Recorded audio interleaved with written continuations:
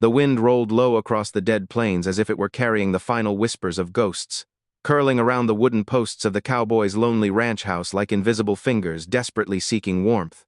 Inside, Caleb Strickland sat alone beside the dim glow of a kerosene lamp, polishing the cold steel of his revolver with the quiet patience of a man who had long ago taught himself not to feel much of anything. His life had settled into a rhythm of dust, silence, and the soft shudder of memories he wished he could bury as deep as the graves on the northern ridge. But that night before the moon rose high enough to reveal the tracks of fate, it came, a knock so soft he almost thought it imagined. Caleb froze. No one came out this far. Not unless they were desperate or dangerous.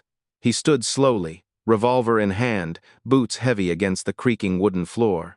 When he pulled open the door, the desert's cold breath surged in, and with it stood a sight he could not have conjured even in the feverish corners of his dreams. An old Apache woman, her hair silver as moonlit river water, leaned upon a weathered staff decorated with crow feathers that trembled in the wind. On either side of her stood two young women, their dark eyes burning with a mix of fear and defiance.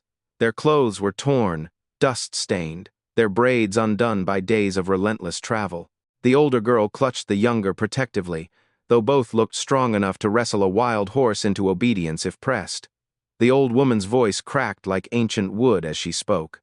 "No one gives us shelter," she said, her words heavy with a truth carved from generations of betrayal. "But we have come to your door." Caleb Strickland. Hearing his name on her tongue sent a current of unease through him no stranger should have known it. Caleb's grip tightened on the revolver. "You must be mistaken," he muttered, though something deeper inside him, a part buried beneath scars he never shared, shook with recognition he didn't understand. The woman raised her hand, palm outward, not in threat but in invocation. "The spirits led us to you. My daughters carry danger upon their backs. They carry a story that will hunt them until sunrise if we fail." The younger daughter's knees buckled, and Caleb, despite every hardened instinct screaming at him to close the door and bolt it shut, reached forward and caught her before she collapsed. Her skin burned with fever. Her breath trembled. The old woman nodded once, as if he had just made a choice he could not unravel. "There," she whispered, "your fate binds with ours." And in that moment, under the vast silence of the star-heavy sky, Caleb felt the land itself shift, as though the desert were leaning in to listen. He stepped aside, allowing them into the dim glow of the single room, the warmth rising like timid hope in the cold. But as the door shut behind them, far beyond the ridge, the sound of distant horses echoed slow, deliberate, merciless. Something was coming. Something with guns, grudges, and shadows long enough to swallow whole families.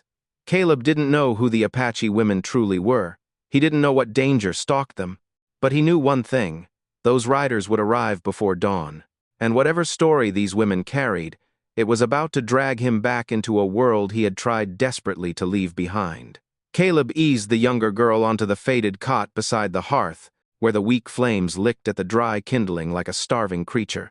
The old woman watched him with eyes that seemed carved from canyon stone, ancient, unwavering, holding secrets older than the ranch itself. Her daughters remained close, silent but tense, as if every muscle in their bodies had learned the art of fleeing long before they learned to walk. Caleb tried to hide the tremor in his hands as he reached for a pot of water, setting it above the fire. He had patched up horses, drifters, even the occasional outlaw, but nothing about tonight felt like the usual rhythms of frontier trouble. "Fever from the desert nights," Caleb muttered, touching the younger girl's brow. "She needs rest and warmth." He studied the old woman, her deep lines etched with grit and sorrow. "Tell me what happened." But instead of answering him directly, she placed her weathered hand over her daughter's heart and whispered a string of words in Apache, soft, rhythmic, almost like a prayer being woven from the desert wind itself. The older daughter knelt beside her, adding her voice, and the small room felt suddenly heavier, as though the very walls leaned closer to listen. Caleb swallowed hard. "Ma'am," he said, his voice low, "those riders out there, if they're after you, my ranch isn't exactly a fortress." The old woman stopped her chanting and fixed him with a gaze that stripped him down to the bones of his past.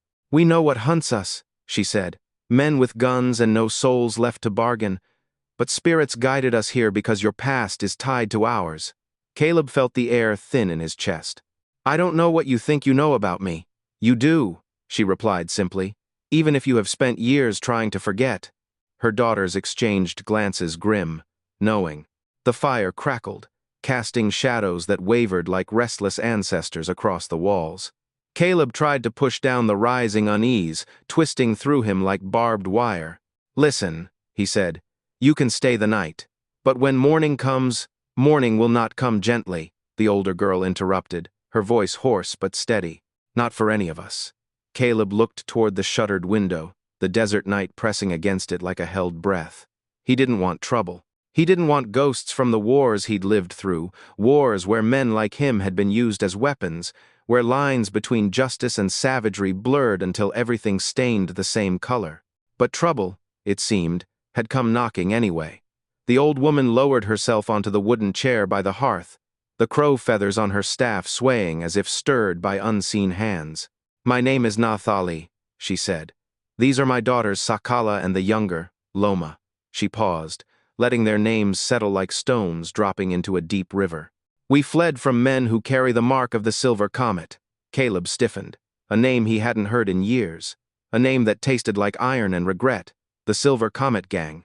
He had once ridden with men who hunted them, fought them, lost friends to them, and now they were here chasing these women across the desert. "Why?" Caleb asked, throat tight. Nathali lifted her gaze to him, and her voice softened, almost mournful. "Because my younger daughter carries something they want, something they will kill for." Loma whimpered in her fevered sleep, clutching the thin blanket. Caleb leaned closer. "What is it?" Nathali hesitated, the fire reflecting in her dark eyes like flickering omens. "It is not an object," she said. "It is a truth they fear." Before Caleb could ask more, a sharp crack split through the night, distant, but close enough to turn his blood cold. A gunshot, then another, then silence. Sakala surged to her feet, hand on the knife hidden at her waist. Caleb reached instinctively for the rifle propped against the wall. Nathali remained eerily calm, as though she had known this moment would arrive whether he opened the door earlier or not. "They have found our trail," she murmured. "The dawn will spill blood if we do not act before it wakes." Caleb's heart hammered not from fear, but from the old instincts roaring back to life like a long, silent beast awakened. "You brought a war to my doorstep," he whispered. "No," Nathali corrected softly. "The war was already here. You have simply been pretending not to hear it." Outside, the desert wind shifted direction, cold, sharp, carrying the unmistakable sound of hoof-beats drawing near. Slow, intentional, hunting. Caleb's jaw tightened. Whatever path he thought his life was on, it just changed, and the storm coming toward his ranch wasn't one he could outrun.